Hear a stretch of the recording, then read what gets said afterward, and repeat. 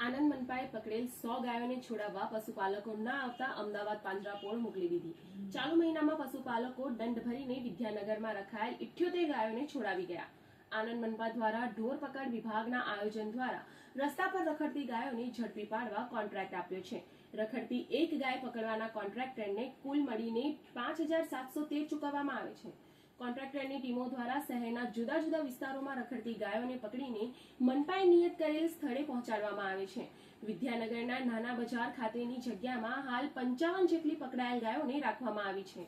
મનપા દ્વારા પકડાયેલ ગાય બીમાર હોય તો તેને કપડવંજ ખાતેની પાંજરાપોળ સારવાર કેન્દ્રમાં મોકલવામાં આવે છે, જ્યારે અન્ય પકડાયેલ ગાયોને દિવસો સુધી પશુપાલક છોડાવવા ન આવે તો તેને અમદાવાદ ખાતેની પાંજરાપોળમાં મોકલવામાં આવે છે। આ મહિને 100 મળીને અત્યાર સુધીમાં કુલ 484 ગાયો અમદાવાદ પાંજરાપોળમાં ખાતે મોકલવામાં આવી છે।